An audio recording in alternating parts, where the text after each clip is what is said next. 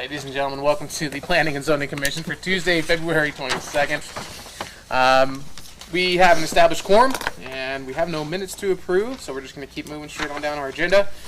We have two items this evening for public hearing and action. Our first item tonight is an action item for conditional use permit for daycare. The applicant is Amber English and Daryl Hinton. Request for a conditional use permit to operate daycare to be located at 575 East 2nd South Street. Mr. Chair. Mr. Chair, really quick, just before we continue with the conditional use permit, do you just want to recognize if anyone's in the public that just is here to say something, or just recognizing people in the general audience? Sure.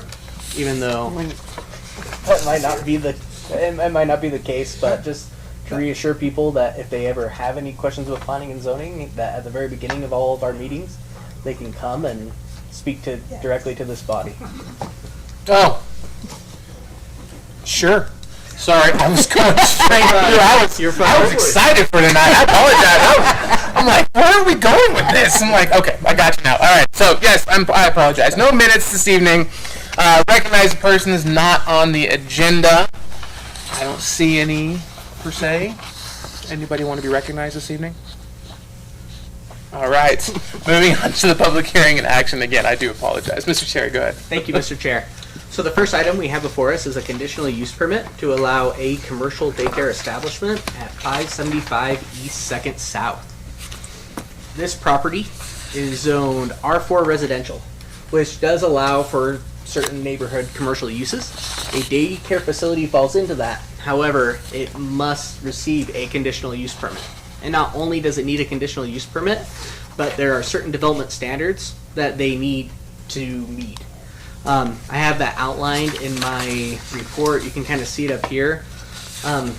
First one's a big one. They need a child care license. Given this situation, they actually need to get the conditional use permit before they have the actual license. But before they operate, that's something that they need to provide, and that's something that the applicant has discussed with staff that they will have before operating. They need to pay all of the fees that are concerning their actual use. So this is a residential neighborhood, but they can't pay residential fees when it comes to sewer, trash, water. That's something they have to work with our public works director with, which the applicant has. And then we have parking requirements of what we need to have on site instead of parking on the street for the proposed use. And that's something that I'll speak in somewhat greater length to. And then there is screening. Whenever we have children, we need it to be screened. First and foremost is to make sure that the kiddos stay where they are, and also to screen just to preserve the neighborhood theme and also the neighborhood feel. And for daycare centers specifically, so there's different levels of daycare services in our city code. There's an in-home daycare, which is when you have, I believe it's, I'll let Brenda correct me on this one because I bet she hasn't memorized. I believe it's 7 kids or less. 6 kids or less. And then there is a daycare facility. Is that what it's called? When it's between 6 and 15 children. And then there's a daycare center, which is what we are discussing today, when there's 15 or more. When there's a daycare center, you need a conditional use permit. The building itself actually has to go from being a residential occupancy to a commercial occupancy, and that's something the applicant has been working with our building official and also our fire marshal to meet all of those special uses. So right now, the purpose of this meeting is for her to satisfy the zoning processes so that she can continue to go forward. Just so we have an idea real quick, I'm going to go to a picture of the property. So this is it. You probably could have seen it. We had some really big signs all around it saying that this is what we are speaking about today. Right now, when it comes to the required parking standards that need to be met, if it is the applicant alone, because basically we base those upon having a paved and designated drop-off pickup area, which is off-street, and then having a space which is intended for your employee. The reasoning for is to mitigate excessive on-street parking. In my discussions and also with our public works director, and the applicant does recognize that they will need more parking. What we are going to entertain to the Planning and Zoning Commission today, that your recommendation, and we had this same situation for another daycare facility, that she pave at least 2 additional off-street parking spots within 1 year in order to satisfy the requirement that we have that she bring off-street parking. Similar to last year, we recognize that we have a need for daycare facilities. These are uses that are insanely important. I believe Miss English probably, if she doesn't, probably will have a waiting list of people getting on. We're a blue-collar town. It's very common to have both mom and also dad working. It's very important for the city and for our economic growth from that perspective to have these facilities. And we don't necessarily like hindering them just because we don't have paved on-street parking standards there at this moment. But we do recognize to preserve the neighborhood feel and to meet what is minimum inside our code that it's something we need.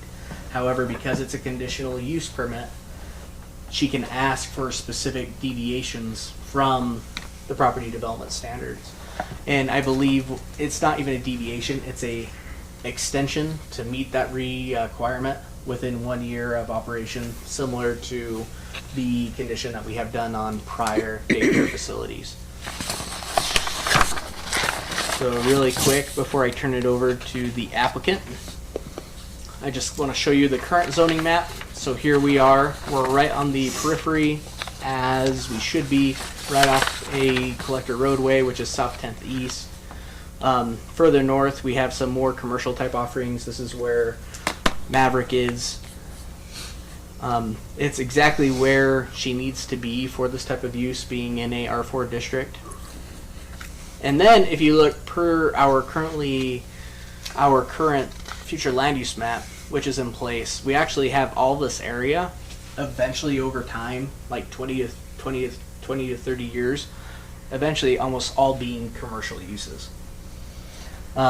So I see that with the exception of meeting the off-street requirement for parking, that the applicant does meet all of the standards which are in our zoning ordinance, and it is harmonious with the future land use map, which is in our comprehensive plan.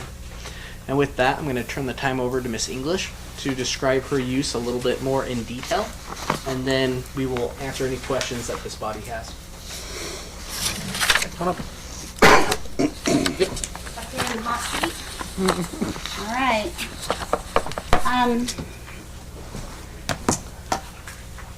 I have been teaching for a long time. I'm really great with little kids. You guys make me super nervous. So Don't be nervous. Don't be nervous. big people scare me a little bit. So I born and raised in Mountain Home. I grew up here. I'm local. I don't plan on establishing a business and then hightailing it out of here like sometimes happens.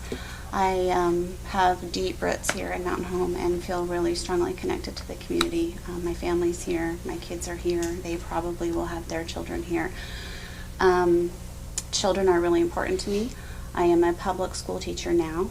I've always wanted to open up my own early childhood center. That's my expertise. That's my specialty. I have a master's in early childhood and a master's in Montessori, and I love kids, and I see that that is our future. And the idea of having a center here in Mountain Home that can be my dream come true, but also help the community, because as Brock said, we have a desperate need for childcare in Mountain Home right now. Every single facility in Mountain Home right now has a waiting list in every age group.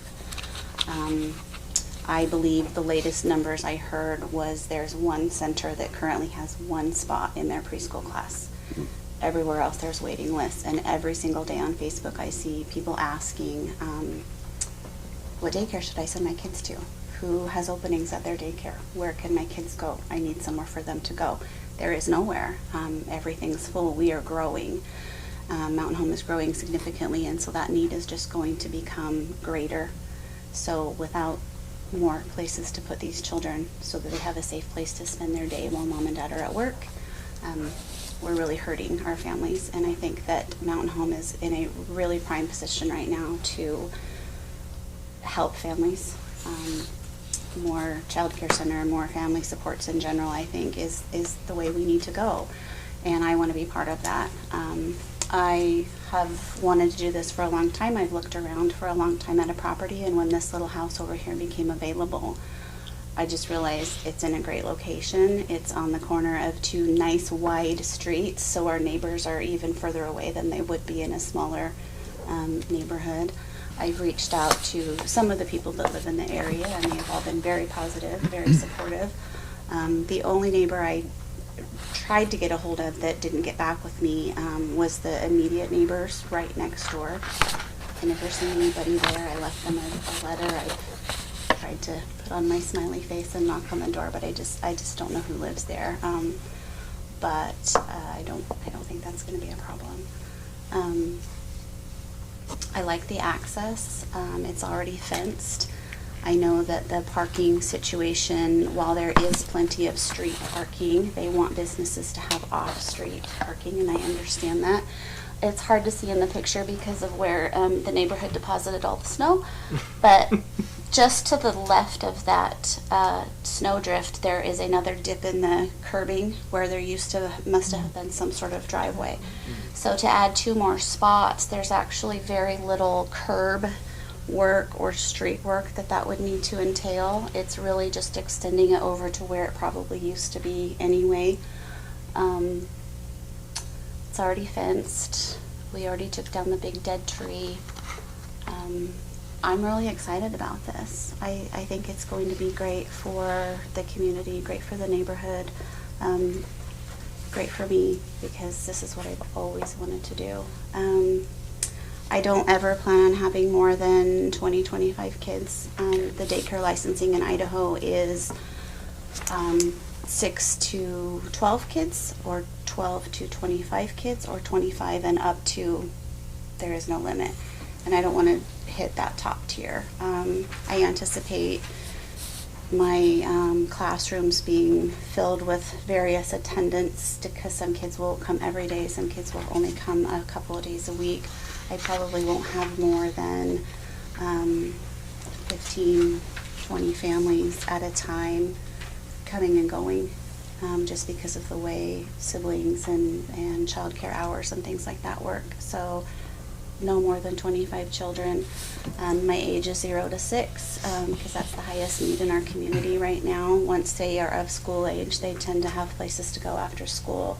They have activities, or they have friends, or they have babysitters, or they have sports. And that 0 to 6 is where we're really hurting for child care. That's also my area of expertise, is the really little ones. I don't know what else I've forgotten to tell you about. I don't know. I guess if you have questions for me, concerns, worries, anything.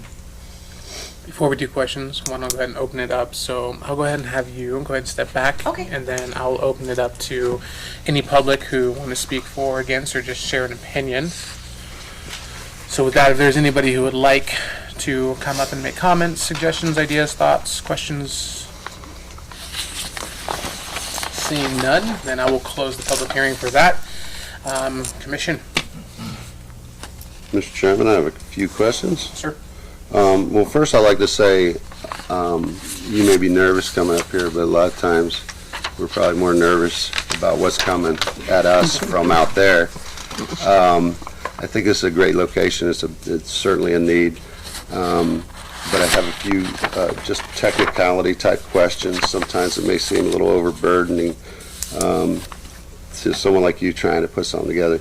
But Mr. Chairman, Brock, I think the question is probably best suited for you. I'm reading this. It talks about off-street parking and loading. This is D. On your report here,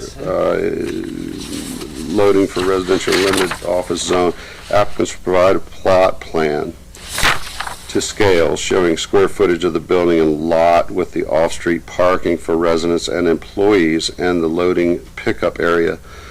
So a couple questions in that statement. We talked about the parking, and I wanted to know about number of employees required by the state for 15 or more, whether 15 or 20, I think she stated. So I guess that parking appeared to be maybe 4 cars. If that's the number of employees it would have, if there was going to be more, would those additional employees where there's not places to park be required to park on street? And then is the loading and pickup area required to be off street as well? Because I'm not seeing this plot plan in this packet. So yes, excellent question. Your unloading and offloading space needs to be off street. And then essentially how it reads, just how you mentioned, it really goes by the number of employees that you have. In our discussions with Miss English, when it comes to employees, there are plans for it, but it's fairly fluid at this moment. I think you made an excellent point that, and I would have to check with the Idaho code about whether or not there is a requirement that you have a certain number of staff or a certain number of children. Oh, do you know what those figures are? It depends on the age of the child. It's kind of a complicated formula, but each adult is worth 12 points, and then children are worth points depending on their age. So if you have, one adult can have 6 infants, which I think is crazy. One adult can have 8 toddlers, one adult can have 12 preschoolers, one adult can have 24 older than 6. So I would assume a 4 employee would probably satisfy that with the numbers that she's talking in the age group she's talking about. Then I don't see where the off-street loading and offloading is going to be. If we have the parking spots for the employees and they're there when the kids are getting dropped off, where are the kids getting dropped off at that's off-street?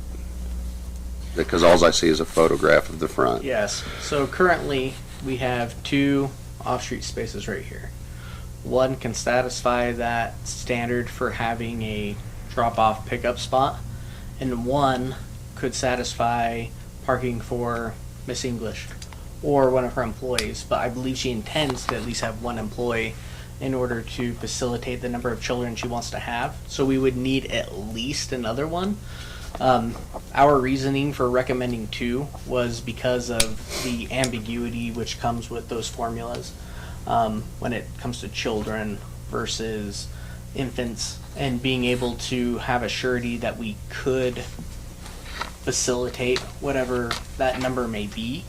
However, the recommendation could instead be based upon her actual need of whether or not she just needs 1 extra paved spot versus 2 For the drop-off and loading? For the drop-off. But when it comes to policing these certain types of conditions, from the planning and zoning stage, just because we don't have capacity, and as lovely as Miss English is, and we would love to see her every day, we can't go and knock on the door and be like, all right, we're going to count the kids, and we're going to check it out. So it's best to probably get the bite of our apple now rather than later. But I believe, be it 1 and or 2 spaces, that those would be appropriate for the information that we have provided. We haven't necessarily received a plan, or have we received a site plan saying where you would like to have the proposed spaces? Yes, I submitted that as part of my stuff. It was just a drawing of the floor plan of the house extended out into the area of the property to include parking and the fencing around the yard and such. So it's in there somewhere. That's the plot plan you're talking about? Let's see here. But it's Yeah. just, Yeah, it's just not in the packet here. The parking would just go across that front of the house. There's as much yard in the front, it's hard to tell from the picture, there's as much yard in the front of the house as there is in the back, but it's just gravel. And so we would never have children in front anyway, so to use that area to create a parking area makes sense. So, well, just to, sorry, Nancy, just That's to, all right. so I'm clear to, if that, the answer to my question is, you'll have adequate space, or maybe, Mr. Chairman, I should address you. Well, I guess what I'm hearing from Mr. Cherry and Ms. English is that with the addition of that parking space that, is that the plot plan? Yes. Okay, with the addition of that parking area,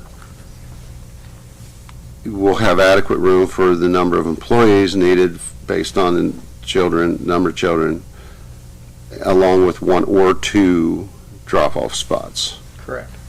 But I think what she was just mentioning might have been something different, the gravel area. Oh, so just in front of the house, basically the area that is outlined in the blue dash. Okay, That's an existing chain link fence. right, And that front yard, especially along East 2nd South, is already gravel.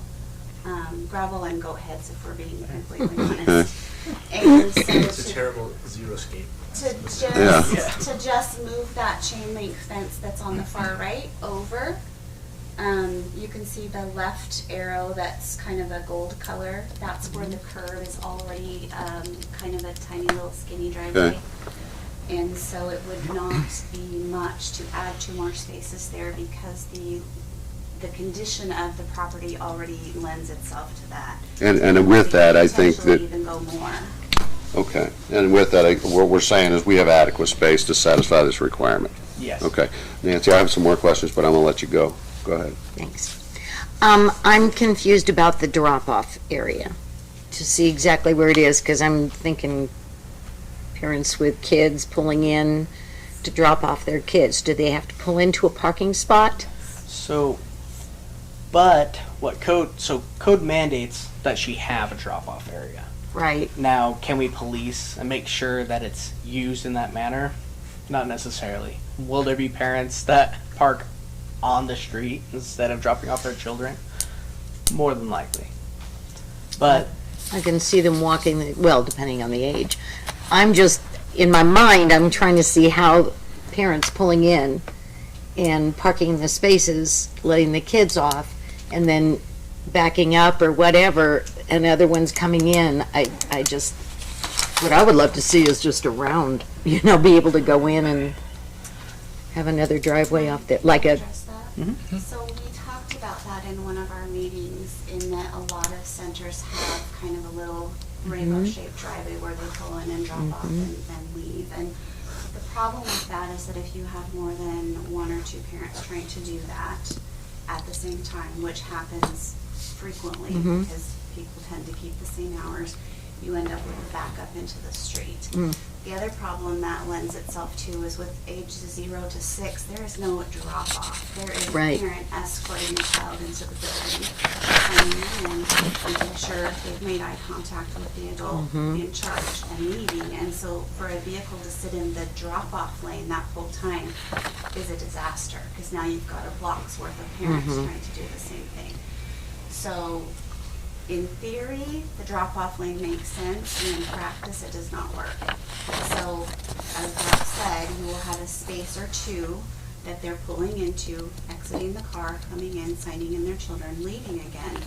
But the reality is, probably some of those parents instead will park on the street and walk that's what their I'm children thinking in. is gonna happen. I don't think that, overall, I don't think that that's a harm to the neighborhood, because if they're there so briefly, it's not like they're parking there and going shopping for 4 hours. They're there very briefly.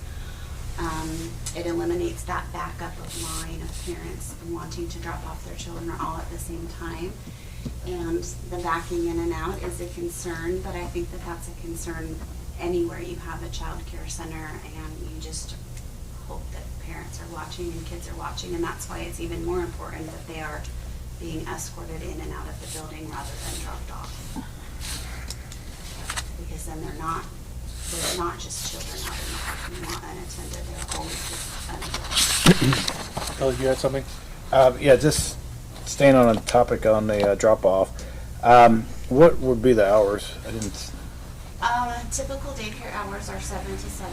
I would probably be 7 to 6. So with that question, would we need additional signage, like traffic signage for and lights? Because I'm just thinking, if it's early in the morning or 6 o'clock in the wintertime, it's going to be dark there. So will there be any in that driveway section? Were there any requirements to put lights up for so it's designated? And since it's a collector road, will we need to put signs on it? Saying daycare. I don't know if the code, if you would need a sign there to saying slow children crossing or something. And any other safety factors that, like a crosswalk, would we need a crosswalk to do park across? She is required, so strictly speaking about the building and the lighting itself, this building is no longer going to be a residential building. It has to meet commercial standards, it has to be ADA compliant, it has to have all necessary lighting. I can't tell you what the standards are specifically right off of the top of my head, but I can tell you it has to meet the same safety standards as any other commercial building. Now when it comes to the traffic impact, typically with daycare facilities, so for other uses we have traffic impact studies of what needs to be done. For uses such as these, we don't traditionally have them. If this body believes that having a painted crosswalk or having a light up sign would be beneficial, that's something you can recommend and be part of your recommendation. I'm just thinking, since this is the main collector road, and if I didn't know any, I'm just thinking, Joe Simpson coming down the road and you see the kid dropping off, and there's something just keep me, cause it's by the high school, and kids are going to whip around there, and that's kind of where my mind was at. There's just something, to reduce the speed limit for that one area from maybe, I don't know what the zone would be, but something where it would kind of take in effect that, hey, this is the active daycare center, slow your speed, or some kind of signage just to alert. That general area is already a school zone, but I don't know where the school zone signage actually starts. So right over here, this is Hackett. Go ahead, Rich. I'm always asking them questions. It basically starts at all the way up by past East Elementary and goes all the way past the high school. That whole section. The whole south 10th, yep. It's all school all the way through. Because you go past Hacker, you get next to high school, yep, and east, yep. And the city's already done a tremendous job improving the crosswalks and the access along those stretches. So it would be beneficial to maybe put one just to alert, since it's not being used that now, something just to alert. So I to believe slow we down, have a or- stop sign right I know. here, right, Rich? Yeah. Well, there's a stop sign right there. So would it be too much effort to put a sign below that stop sign, which is currently there, which says daycare or caution children, or There's a stop sign there? It would be in front of the daycare, right? would, There's yep. they would already passed it by the time they see the sign. I mean, it's right there. I don't think it needs any more signage Okay. because it's already in basically a school zone. Yeah, I would agree with you, Rich, on that one. And if you go down, as you come back towards City Hall on East 2nd North, there's just one house, there's just one residential property, and then you hit American Legion, which already has angle parking, so, there's... So with the off chance that they park on the opposite side of the road to walk over, would it be beneficial to do a crosswalk there? There is a crosswalk, it's a safe and stop sign. school already. Okay. Mr. Chairman, Sir? just to clarify, there is no parking on that street, right? You can park on that street on both sides? Yes. Okay, and the only other question I have is, have we satisfied whatever handicap accessibility requirements there may be for this facility? so any upgrades when it comes to meeting the ADA standards as far as our ramps, I believe, and they have been recently updated, haven't they, Rich? Right on these corners. I think those have already been done, yeah. I mean, to But- the interior of the facility is what I'm talking about, ramp to Which the is an door. excellent question. That doesn't deal with land use, though. that deals with occupancy as far as the building code. So Okay. what I can tell you is that she has to meet those standards. Well, then, But it's should, not a should the land use. parking, handicap parking be a part of this or not? Is that too what you're saying? That's more, I believe it's more falling in the building code realm of the ADA parking that she has to provide. And it could be likely that one of those two spaces she has, that one of them may have to be an ADA spot. Which, why it makes having those two extra spots even that much more important. You good, Mark? I think so. Okay. Mr. Chair, Yes, ma'am. I don't know what the probability is for this, but if there's truly a concern about a drive-through option, is there room on that interior lot line side to pass through to the alley? Right here. Not on the east, second, south side. It's close. I don't know if there's enough room in between the building or not. The building I and know the what you're adjacent talking about. property If you go to the line. regular go to the picture, photo. the photo picture. Keep going up. Because, yeah. So through there, along that tree row, maybe an option is to pass through to the alley if that's a concern that the commission sees as reasonable. I do. And I know that fits the code too. I was reading on that one as well, that they can back up and, yeah, into an alley. I think it would, sorry, Go ahead, Rich. Chairman, Commissioners, I'm not always saying too much. I think that this would be one of those places where I think we need to see how it's going to work with that. And then if something isn't working, I think that the landowners or would work with something to try to figure something else that works out. I mean, if we get complaints on this all the time, we're gonna have to do something, but I see no problem with them putting two people and backing out and what's going on. I mean, there's some options with the furnishing lane in the front that's not landscaped to push that in and have, parking there. So there's some options that we can look at it farther down the road. So, I know that so this is when you get your bite of the apple, but we do have somebody that's a longtime resident that wants to do things that they've done a lot of things that some of the other businesses we've asked them to do also. So, Mr. Chairman, I guess what I'm hearing, I love it, but my concern is that drop off, because I just see everyone showing up at once. Everybody's going to work at 7 o'clock, so they're going to park on the street. So are we saying, I guess the conversation would be to anticipate or to have the plan for the additional parking as required and a couple spots for the drop off with the intent that people won't park on the road, and we know they're gonna, and let code enforcement deal with that later. Okay. I think something you need to keep in mind as well is East 2nd Street is also a very wide street. It's not like a normal street. East 2nd's already a very wide street. I mean, that doesn't show it because of the pile of snow right there. Right. But, I mean... No, I understand it, Mr. Chairman. I think I'm just saying that just to satisfy the requirement that we're looking at for the requirement for the off-street loading and unloading, we I think those that... two parking spots do that. With those two additional ones, Yes. it would be my professional recommendation that for sure we would be fine. Especially given if one of those, per the building code, that she currently has to be an ADA space. Mm-hmm.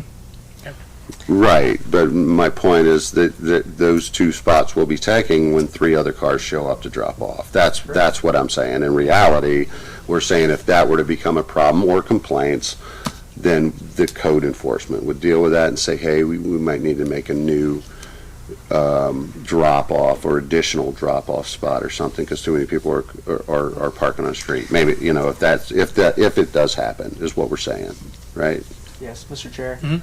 Another thing that's important to know, conditional use permits, though it's very unpopular, but I've seen it happen before, can be revoked. So let's say that things just dramatically change and Miss English has just the hottest daycare in town and everyone wants to be there and we're seeing a lot of spillover traffic, we're getting multiple complaints about safety. All of those could merit, hey, we're going to have you do this, or the city, code enforcement can come speak to me and we can initiate a revocation of whatever is putting the people in imminent danger. Granted, we have to have a ton of proof before we ever revoke that because it's part of her property rights. But know that if it was to just get totally out of hand, that the city has tools to rectify it and to get rid of or eliminate any factor which is going to cause immediate harm to our citizens. Just one more point. I'm like he is that still sticks in my head. What I really love is the educational part of it, being retired educator. So I think that's awesome that it's not only just babysitting, but you're going to be doing educational things, and we certainly need that with preschool age kids. The other thing I was wondering is just like Hacker, where you have when the kids are dropped off, there are signs everywhere, only this much time you can be there, whatever. I don't know if that would help or if it's even needed, but it would put a little bit more. A 5 to 10 minute parking spot, drop off. Mm-hmm. We could, but, and this has come up in other places where I've been, this is not hers to park. I could just be a pain for Miss English and be like, I'm going to park there every day because it's in the public. And so even though that she could, like the city, if we wanted to decide that we wanted to make a 15-minute parking space, that's something we could do, but really all of this, that the sidewalk and all of the parking along it belongs to the entire citizenry of Mountain Home. So the question would be is it hers for us to be like, all right, we're going to say this space right in front of your house, or not house, right in front of your business can only be 15 minutes or what have you, which is specifically to benefit your business. And that's where things can get a little bit weird. Well, Mr. Chairman, I think honestly, I think the general requirements are met with the intent to pave the additional parking areas. I think there's probability or perhaps a possibility that people are going to park on the street, but time will tell. I think the general intent is met. I think I'm ready to make a motion. Let's hear it. All right, Mr. Chairman, I make a motion to recommend to City Council to approve the conditional use permit. Daycare applicant Embray English and Daryl Hinton, a request for conditional use permit to operate a daycare to be located at 575 East 2nd South Street. With the following conditions, subject to site plan amendments or improvements as required by building, public works, fire, and zoning officials to comply with applicable city codes and standards. The applicant, Embray English, to pave 2 additional off-street parking spots within 1 year. If the applicant is unable to pave the required area or would like to propose alternatives to the required paving, they will be required to address the Planning and Zoning Commission for approval no later than March 1st, 2023. The proposed daycare center shall be considered a commercial use. The applicant shall be required to pay an additional sewer, water, and trash charges or fees. Prior to daycare operations, the applicant shall obtain all required approvals from the state of Idaho and the Idaho Central Health District. I have a motion. I have a second. Second by Billy. Travis, we'll start with you. All right. Billy. Aye. Mark. Aye. Motion passes. Congratulations. To be honest with you, I didn't think it was going to be this much discussion, but I get surprised every single time. Surprised. But, yep, motion passes. So that'll go straight to City Council once we approve all of the findings and facts. And then they'll make a final decision on that based on what we find. So, awesome. Thank you. Yep. Absolutely. All right, let's move on down to our next action item. We have an annex in the zone for an I-2 heavy industrial. The applicant is Ambrose Property Group. A request to annex in zone to I-2 heavy industrial, a parcel of land approximately 46.638 acres located south of Northeast Foothills Avenue, east of Highway 20 and north of Interstate 84. Mr. Cherry.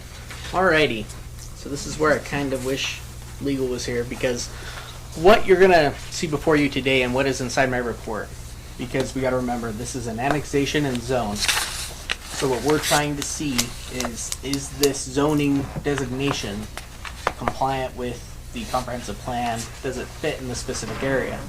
Now you're gonna have information concerning the intended use of the property, but it's kind of secondary with the intended use. So you did fantastic. We thought of potential conditions that we could put on the specific use of the prior application, which is a daycare center. This isn't the same situation. We're strictly looking at, is the proposed zoning district harmonious for that area? And all of the uses that come with that sort of district. So I just want you to be aware of that that's really what the decision is based upon.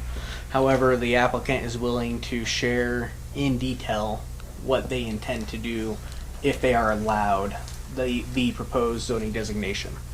So what we have here, just so everyone knows where we are, just north of I-84, we affectionately call it the Wilson 46-acre property, south of the Hampton. We have 46 acres, which the applicant is proposing to be annexed into the city and to be zoned heavy industrial. The applicant intends for a future mixed use development of commercial and light industrial uses to be within that area, which will be ultimately developed in 2 phases, with the light industrial phase being first and with a latter commercial phase being second. Historically, Mr. Chair, this property has been unused. Thank you for that. You're welcome. Upon annexation, what we are looking at is, can the city facilitate this property being annexed in? Do we have city infrastructure available? Yes, we do, not only when it comes to water and sewer, but also those other critical services such as fire, police, that we would be able to service. Then there's the attempt to balance cost of services with anticipated revenues. This is kind of a curious one within our annexation code, because you really can't see if it's going to balance the cost unless we know the use, so we know what property tax dollars we are getting. By the applicant providing the information of what they intend, we can kind of get a glimpse of what that is, but then again, you shouldn't base your decision off of the proposed use of the applicant. So clear as mud for you. And does it promote our population balance goals? Is it contiguous development? Is it leapfrog? And E, does it promote to keep city limit boundaries that are squared off and not irregular in shape? I think the most important thing that we are going to look at, so here's a photo of the property just so everyone knows where we're at. We have the Hampton Inn, you have the Pilot over there, KFC, and then here's another photo. So fairly sizable. The applicant for their proposed uses, and they will go into detail with this as well. Right off the bat, they do plan on, there's a small access right off of Sun Valley Highway, and then there is an access right beside the Hampton Inn and also the subway, which is there. However, those accesses need to be approved by the Idaho Transportation Department. ITD is currently reviewing the applicant's traffic impact study for their specific use of what does that look like and what ultimately are they going to be able to sign off. ITD has not made their determination yet. So if there are questions that you have, for their proposed use or what have you, how is it going to be harmonious? What is it going to look like? We don't have that information yet. However, I can tell you that prior to operation, they will have to have an ITD stamped plan of where are they going to put the cars? Where are they going to put the trucks? Alrighty. This is our current future land use map. And essentially what you see around is we have areas that are designated commercial. The subject property per the future land use map was designated commercial. You have light industrial, which is kitty corner right across the street. Then we have commercial, we have urban development. It's a peculiar part of town. Further north, we have more light industrial uses. I believe one of the core reasons that the applicant wanted to have the heavy industrial use was because the uses that they intend to use for the property are outright permitted uses underneath the heavy industrial district. Whereas if they were to ask for the light industrial designation, there would need to be conditional use permits available. If they were to ask for more of a C4 commercial, a high intensity designation for the light manufacturing portion of their future component that they want to pursue, it isn't allowed. So basically that leaves them with two core choices. They decided to go with heavy industrial, and that they would be able to secure all of the zoning entitlements that they would need. However, with light industrial, they could pursue what they are pursuing, but there would be a conditional use permit, which would be needed prior to operating the uses that they have proposed. To give you an idea of what things currently look like, so this is our current zoning map. This is what things look like right now. So everything north of us is I-1 light industrial. We have some C4 over here. So part of the pilot is light industrial, part of it is heavy commercial. Sometimes things are kind of wonky like that. And then further to the south, we have C3 designation. Just so you have an idea of what the chessboard currently looks like. Once again, the applicant has completed a traffic impact study concerning the proposed use. That is within your staff report. However, this is the annexation portion of what we have. We have provided you the traffic impact study to give you greater context on the use, which would be outright permitted in the zoning district that they are asking for, which is heavy industrial. So as far as specific questions concerning the traffic impact study, again, being that this is annexation only, there's little that we can answer, but this gives you the idea of potential traffic volumes, which would be involved with the proposed use being asked for by the applicant. And then we have a proposed site plan of what they intend to develop. Again, I'll let the applicant kind of elaborate on this, but you have two phases. The southern phase, which would be the first phase to be built, would be more of the industrial function. Associated traffic with that is mostly semi-type traffic. And then the secondary portion would be a travel center, where you would have a mixture of semis and your typical automobiles, soccer moms, big old pickup trucks like we see around town, the entire gambit. So with that, I am going to end my presentation and give it over to the applicant, and then we will open up ourselves for any questions you may have after the public hearing. Perfect. Thank you. Come on up. Excellent. Yeah. Well, thanks for having me here tonight. Much appreciated. My name is Dan Kamichek. I'm with Ambrose Property Group, development manager with Ambrose Property Group. Brock did a great job summarizing exactly what we're looking for. So it's annexation with the zoning assignment here into the city of Mount Home. So we are coding this project Project Heart because of our client and their logo. So Project Heart, Brock already kind of described exactly where the site is. You can see it highlighted in yellow there on the map. So we'll just go ahead and I'll make this pretty quick because a lot of these are going to be kind of repeats of things Brock just kind of explained here. So just a quick overview about us. We were founded in 2008. We're based out of Indianapolis, Indiana. We specialize in industrial and e-commerce solutions for our clients. We've done business at the 1 billion mark as of last year for development starts and construction. We have a lot of brownfield site experience, greenfield site experience, and one of our knacks is that we really strive to find sustainable solutions for our clients.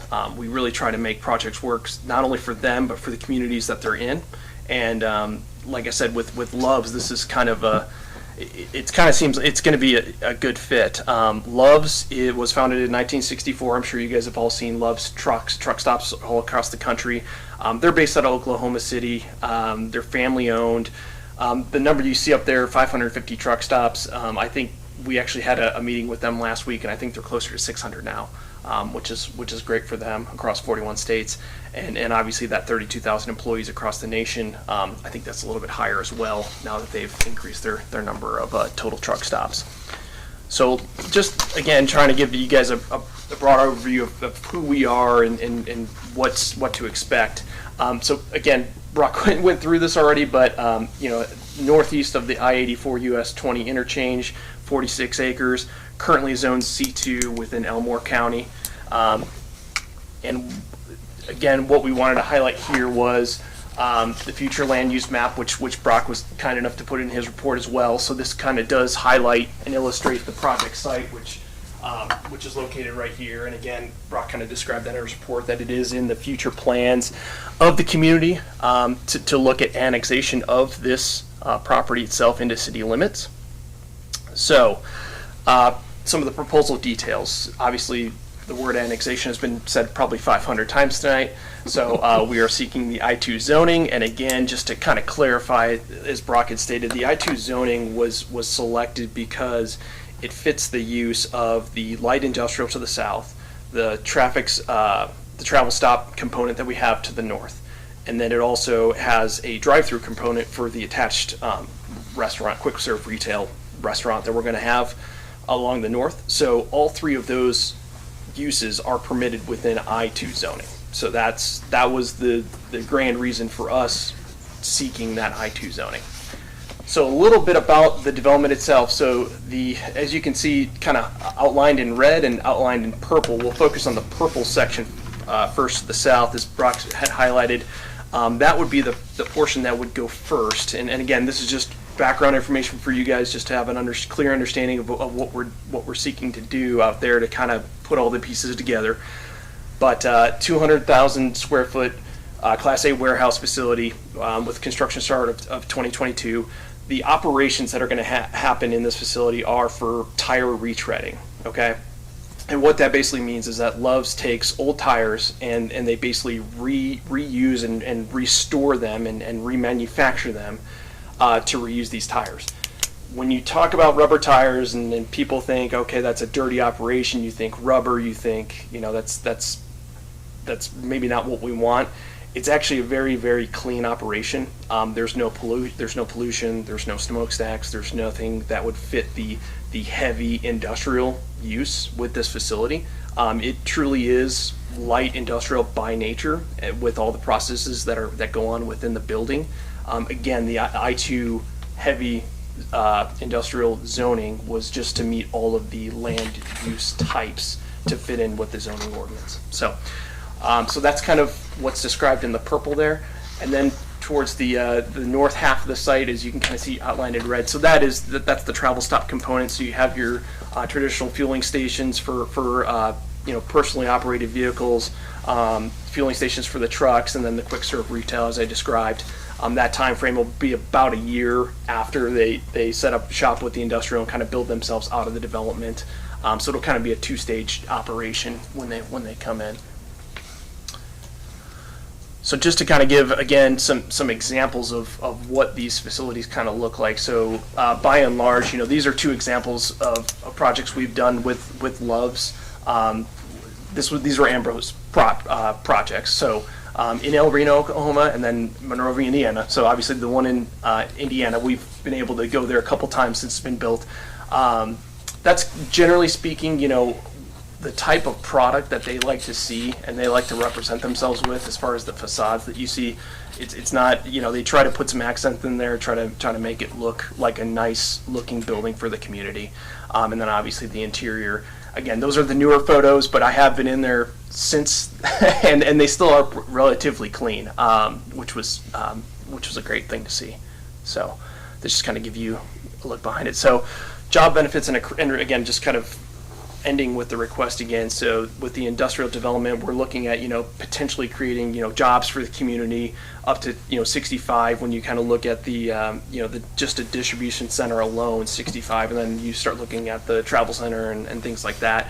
Love's is a family owned, they offer excellent benefits. It's a family owned company, and we think it's a really good fit for the city of Mountain Home.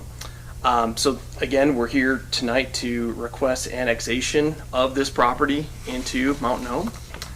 And I'll go ahead and just leave my contact information up there. I'm happy to throw out some cards as well later on if requested. But I'd at least leave that up there for anybody that wants to jot it down or contact me or with any questions that we don't get answered tonight. Mr. Chair, Thank really quick before you head into the public hearing portion. Just another thing that came to mind. So we're talking annexation and potential uses and what could be there.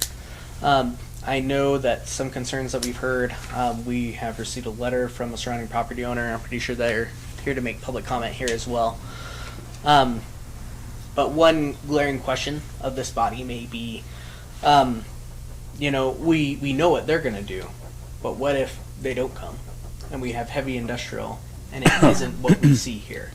And how do we prevent that? With an annexation agreement, you can say that yes, you're heavy industrial, but you have to only develop, I believe, what is it called? Type A facility? Type A. Type A facility. Industrial warehouses. Which is everything inside, there's no fumes, Correct. Minimal noise, and it's all contained. Those are certain conditions you could ask to be in an annexation agreement without necessarily being like, oh boy, we're gonna just hope they do what they say they're going to do, and we're gonna zone you heavy industrial and see what happens. That would mitigate things happening such as, oh no, Lowe's doesn't come. We are gonna get something that's outright permitted that has smokestacks that would not be harmonious with that area. I just wanted this body to be aware of that. That could be another potential tool with any decisions and or recommendations that this body makes, and I also wanted that the public to be aware of that. Once again, I'll just touch on the transportation portion. We don't know yet. IATD hasn't made a determination of we will reacquire X from Love's in order to pursue. I believe by the time this reaches the city council that we will have an idea. I spoke with our ITD representative today. I believe they're going to speak with Love's and go through potential solutions of what can happen. And again, at the city council stage, once we have ITD's determination, they at that level could make a determination as part of the annexation once this develops that the road infrastructure has to look like X. But know that that's information that we don't have available today. Before we get into questions, I do want to open it up to the public, so I'll go ahead and ask you, go ahead and head on back, and I will open it up for public input. Do we need to come? You do, and I need your Okay. first, last name, and address, please. Really? Okay. Yes. for the record. All right. My name is Laura Stone. I'm with Johnson Brothers Hospitality. And Jean, my personal address or the work address? Your worker, whoever you're Okay. It's, I'll do the Hampton. It's 3175 Northeast Foothills Avenue, Mountain Home. And I did submit a letter, so I won't be redundant here, and just based on what Brock has said, it sounds like most of our concerns have to deal with ITD. And I don't know how Foothills Avenue ties into that. That's a city street. But our concern is that road is definitely not set up for commercial or heavy trucker traffic. So, I mean, obviously, I've seen your facilities in Indiana, and they are nice. So that's our concern. It's safety, making sure that, there's access, and I don't see personally, I don't see how to do it in the current state, but, hopefully engineers can figure that out. So I don't know if that pertains to what you're talking about tonight, but that's our concern as a neighbor. The other concern, the way that you had that laid out, I think the truck stop was close to our hotel. So the retreading building or the warehouse building seems like it's pretty clean and contained, like you were saying. Our concern would be having the semis running all night long next to the Hampton. The exhaust, the fumes, different things like that, because they do. I mean, the Pilot has, truckers that park there all night long and they run their diesel or their reefers. And it isn't a great mix of use with the hotel. People are trying to sleep and relax, and so that's a concern. And the semis going back and forth. But I think, we are pro-development. We'd like to see this succeed and work with you guys to figure something out. But those are just our concerns we wanted to bring to your attention. So Appreciate it. Thank you. you bet. So I need to fill this out too? Yes. Okay. Thank you. Sorry, you bet. No, you're fine. Does anybody else want to come up and talk? No? Okay, soon. Yep. Actually, you want to go ahead and come on up, and you can go ahead and state your name and address for us as well. Oh, I can get out of the way. Look who she sees. Excuse me. Yeah, just on heavy is for you. Actually, you've got to address it to us. Oh, Sorry. Okay, yeah, that's right. Sorry. Yeah, I'm Brett Daring, Mountain Home News, and with it on the heavy industrial, that's the part that I had the question on. How heavy is the heavy industrial on, I guess, emissions? We heard the noise, but like on emissions and I guess the impact on that. Perfect. Thank you. We will definitely address that for sure.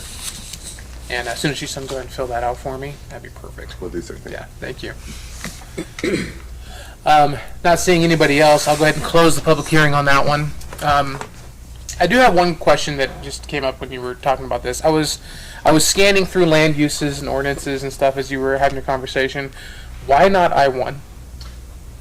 I think it was the quick serve retail drive-through component that was not an allowed use of the I-1 facility. Really? Yes. But it is allowed in I-2. That makes 0 sense to me.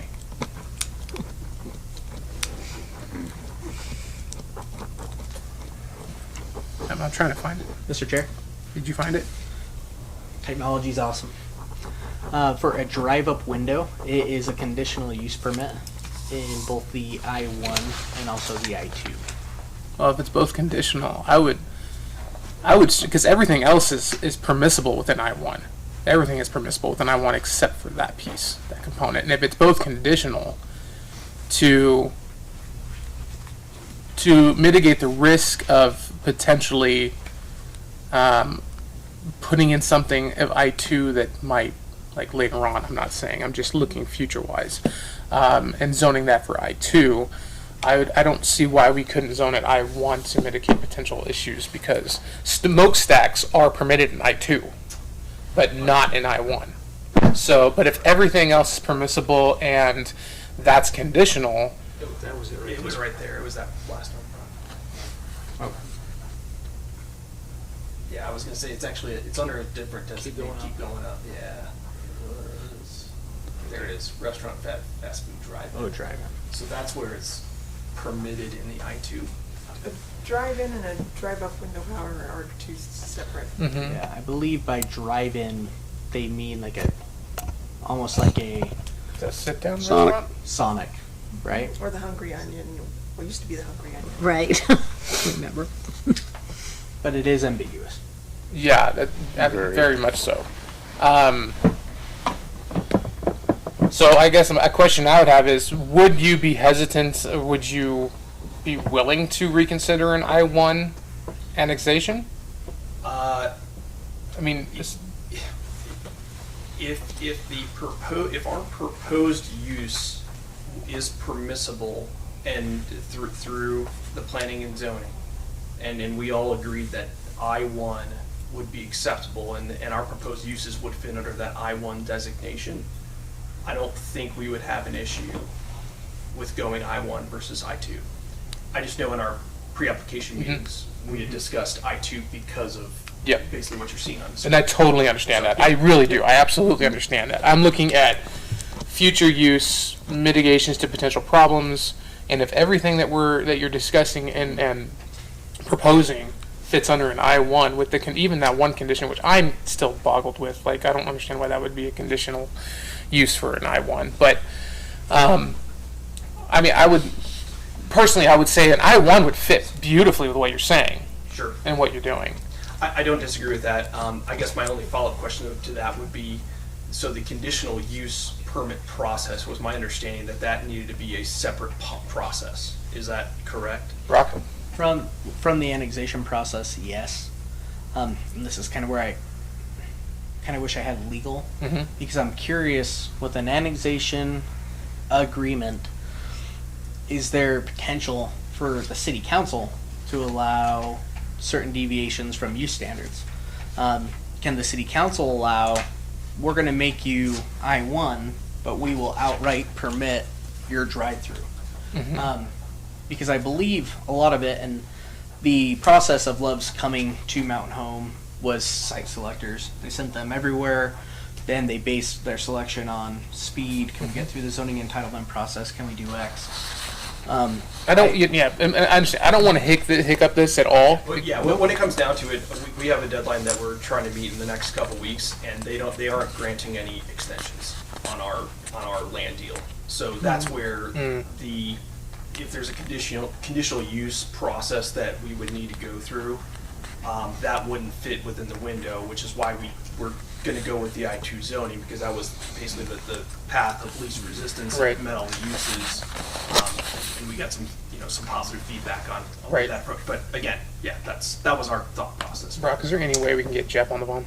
Well, I have a question for Yeah. you on that too. So they're just looking for the manufacturer piece, right? I mean, I would think First that phase. the first phase. I mean, if they bring in the truck stop piece, they're going to have to bring that anyway. I mean, that's going to have to run through.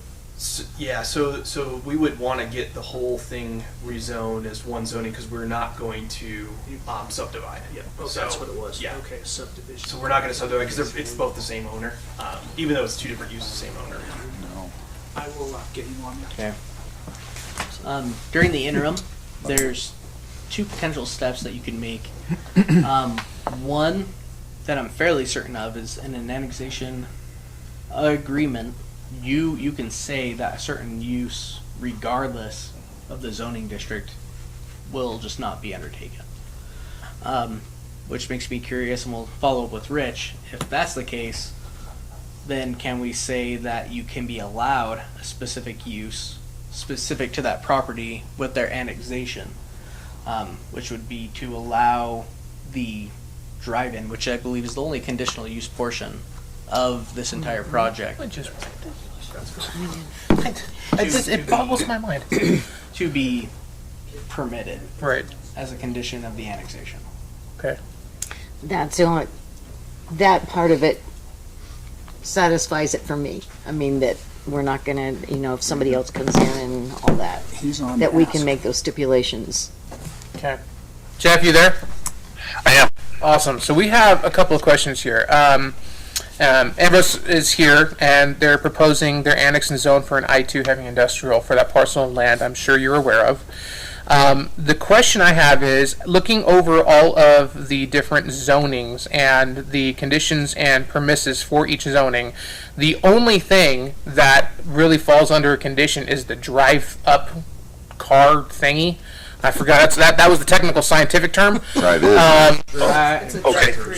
Drive through. So that's the only conditional permit issue. But so my question is, instead of zoning this I-2, could we zone it I-1 and just grant the conditional use for that? Is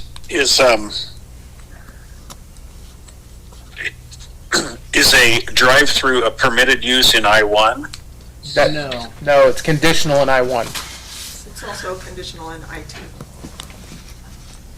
So what's the, I thought it was No, permitted. it's permissible in I-2. Permissible. A drive-through window is all conditional in all zones. But there's two different it's whichever definition you're looking, it's whichever one you're reading into. But there's a second definition that says it is permitted, the other one does say conditional, so it's however the Right. staff uses So- it interprets the code. Jeff, to kind of get to the crux of it, with an annexation and an annexation agreement, can the city council decide as part of the annexation that whether this is I-2 or I-1, that even though they are not allowed with certain zoning districts, that certain uses can be allowed and or disallowed? So can they say, we will zone this I-1 and we will allow as part of the annexation agreement for you to operate a drive-through window without doing a conditional use permit? no.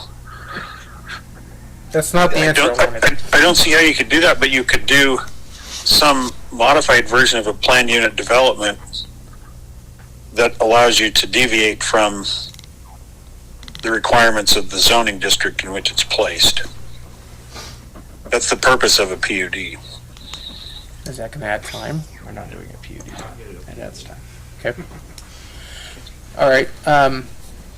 So there's no way that we could say we're going to zone this I-1 and just permit the drive-through window. No, they would need to, so when they bring it in and then it gets zoned a certain way, then whatever use is contemplated on that property has to follow the zoning code for the zone in which it's placed. And so if it requires so they get it zoned or get it annexed and zoned I-2, I-1, and then at some point they want to build something there, they have to comply with that and obtain a conditional use permit, which for a drive-through, I think would be, I assume we have performance standards for drive-through windows, so many feet of room and that sort of thing, and not glare and not have a speaker blaring at the neighbors and so on. But you might want to contemplate amending the zoning code for I-2 if it's an industrial zone.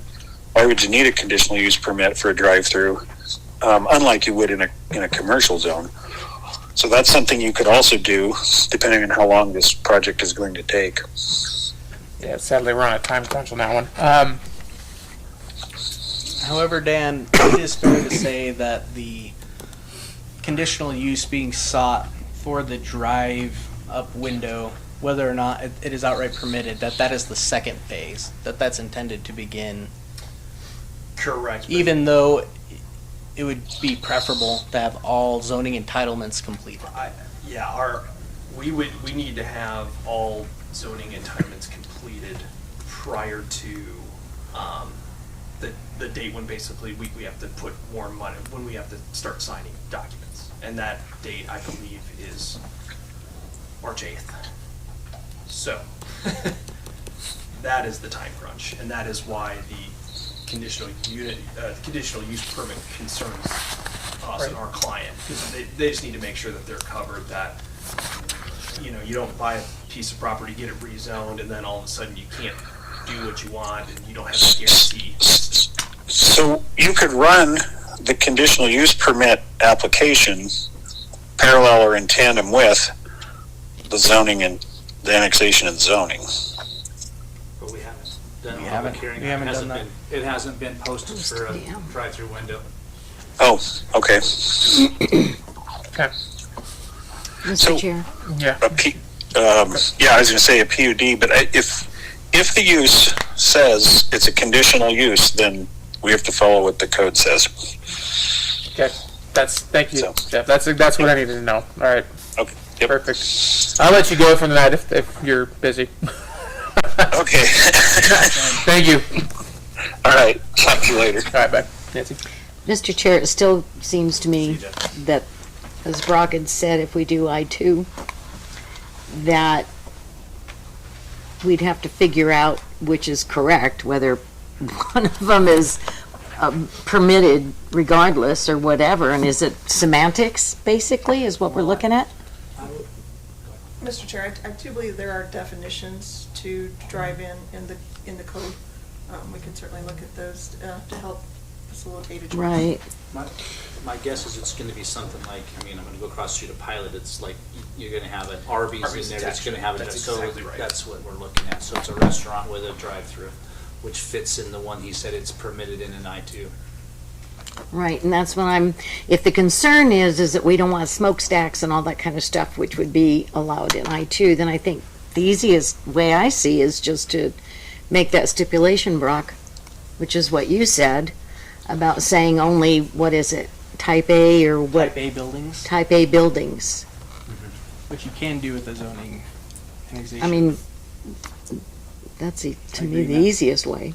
Well, ultimately, what's going to happen after this meeting? So so this body's going to make its recommendation.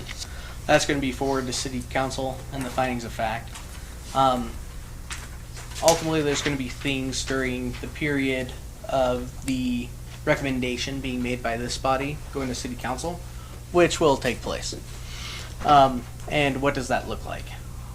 Ultimately, City Council will need to make the final decision, and granted, the legal representation there will be fully made aware of what is permissible and what isn't, and have time to do their research to ensure whatever way they decide to go, whether it's permitting it or permitting it but not allowing A, B, and C, that is permissible. So, Mr. Chair, I guess I change the subject a little bit. So we're talking an awful lot about the development and the use it's going to be. When the preface here was to not consider that. Now, So my concern is if we zone it I-2 in the future, that is now zoned I-2, and everything permissible in I-2 is now capable of going there. No, Mr. Chair, I don't think you're following what I'm saying. I understand completely what you're saying. I'm talking about traffic. We're instructed to not consider the facility, to consider the annexation and zoning. But we're talking about its use and what's going to be built there and what kind of facility it's going to be.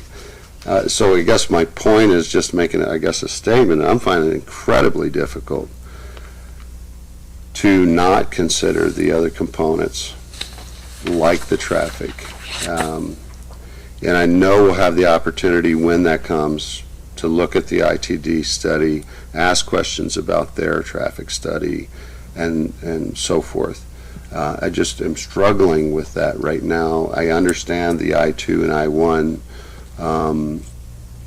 I don't have any doubt that Love's wants to build something there. They want it zoned. They want to go forward, and it's a great place, and they want to get it done. However, I guess having said all that, that leads me up to the obvious concerns that are going to come up when they do propose that building, which is all that traffic. So what happens, I guess, in my mind, I'm asking myself, what if it's too much for Love's? And they say, well, we're out. And now it's L2, or I2, rather. That's where I'm at in my mind. I understand we're supposed to be focused on just annexation, but and the fact that City Council's going to bring that up anyway during the annexation. So that's where my mind's at, is this particular spot, while there's plenty of room out in the desert for it, there may be some question from City Council and the public or this body. Is there enough room for what it brings to that corner? And then is Love's going to bounce? And now we're stuck with an I-2. Mr. Chair. Yeah, thank you. Sorry, I am looking up definitions. Don't think that I'm sitting here just playing on my phone. I am. I already looked up the definition. Go ahead, sorry. Sometimes, being on this body for a long time, sometimes I think it's dangerous to start playing what ifs, because we could what if everything right out the door. And to me, we have to take it for what it is, just like you said, I mean, what we're looking at. And I don't know that we can presume to go beyond that. And I think that's why it was important for Brock to really make that statement. You only can look at this. Mr. Chair. Yes. So given Commissioner Sauerwald's statement, that does align with zoning designation. He's concerned about all of the uses which are associated with the industrial and what they could be, and he's looking at the comprehensive plan. That way of thinking is sound. One item you could have, so ultimately City Council will be making the final decision. Is this something we do? Is it something we don't do? I know it's important to this body that we comply with the zoning ordinance and also the comprehensive plan. I believe there's ambiguity as far as what can be in an annexation agreement and what can't. You could recommend to City Council that the zoning designation be I-1. However, you would request within the annexation agreement, if possible, because I think it's an issue that we can research further, if possible, be allowed to have the drive-through window use be outright permitted. And if it's not possible, it's just not possible. But it does continue the application, and it gives the City Council the opportunity to look at the issue more in depth.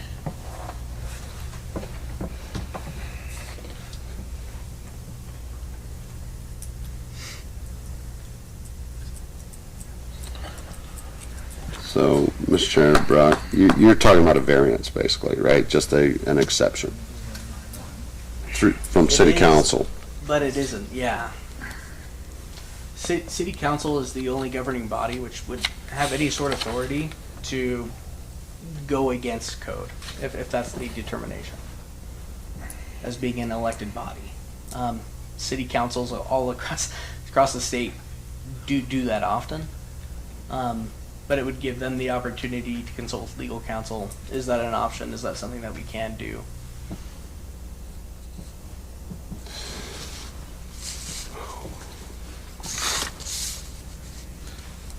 This isn't my motion, this is yours. This is too technical for me.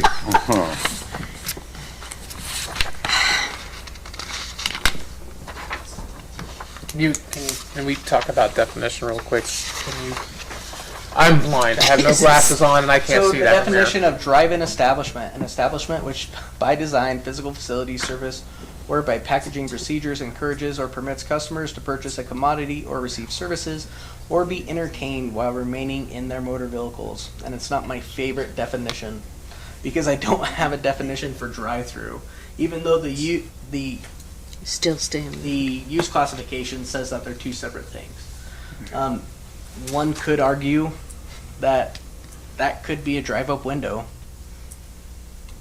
Our code is old and ambiguous and needs a fine-tuning.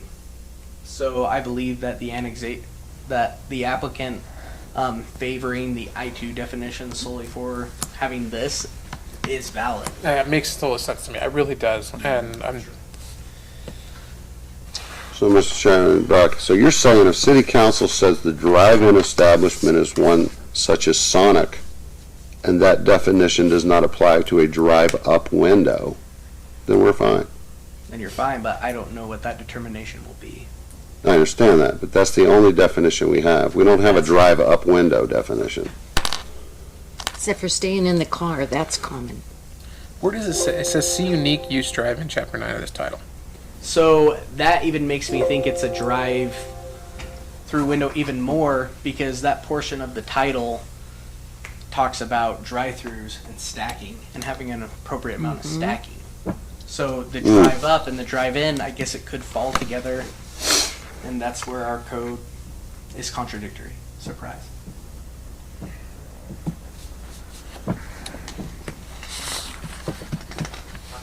I would think a drive-up window is like, save more drug. That's my thoughts too. Yeah.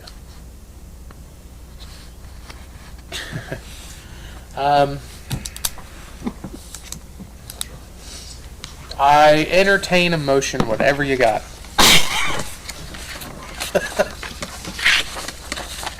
Well, you know what I'm going to move for. So if I do it. Yeah, we'll vote on it. So, Okay. And then if it passes, it passes. If it doesn't, then. All right.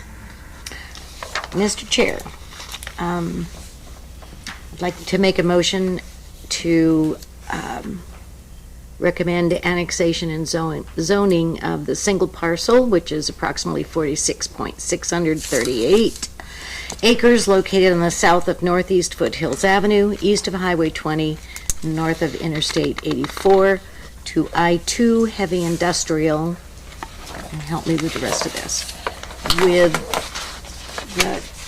the condition that all warehouse, industrial, and like development only take place in type A industrial buildings. Okay, that's on the tape. Okay, then, if you go over here. With the following conditions, besides the one we just said. Number 1, subject to site plan amendments as required by building, public works, fire, and zoning officials to comply with applicable city codes and standards. Number 2, all future development will comply with the bulk and coverage controls of the I-2 heavy industrial zoning district. And number 3, Idaho Transportation Department approval is required regarding all future development. First, do I have a second? Did you need a number 4 in there? Oh, yeah, we can, Oh, I didn't see it. yeah, Brock added that in. First half. Yeah. Okay, do I have a second? Billy. All right, second by Billy. Mark? Aye. Nancy? Aye. Billy? Aye. Travis? All right. Motion passes.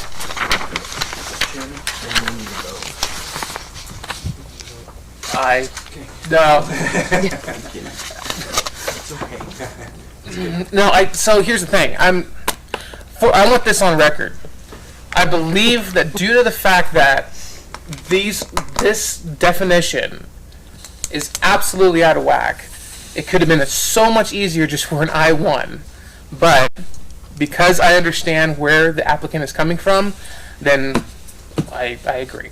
So, yes. But I did have another question. So that agreement, I mean, that condition runs with this annexation, is that Yeah, it would run with the land, it would run with everything being annexed. So that means that everything now from here on out, if Love's decides to, 20 years from now, peace out, they're, okay. It's a type A, I believe it would still have that designation that you. For that entire property. Right. Is what it would run with. If passed. And what will happen now is I'm going to do the findings of fact.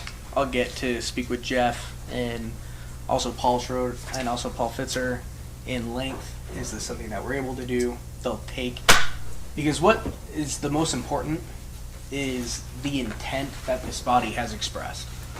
We want the applicant to be able to fulfill their uses without the applicant potentially not being there and having detrimental effects of something that does not belong there, that is not harmonious with something around it.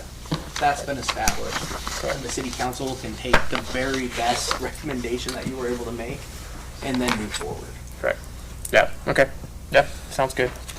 And also, just so everybody is aware, that does not happen until it has an ITD stamp of approval, which means ITD will be looking at those roads. Correct. And determining what is affected. Correct. Okay. Perfect. All right, in that case then, we'll just move down. No new business, no old business. No department head items, no items requested by commission staff. Ladies and gentlemen, again, this is for you. I adjourn at 7:29.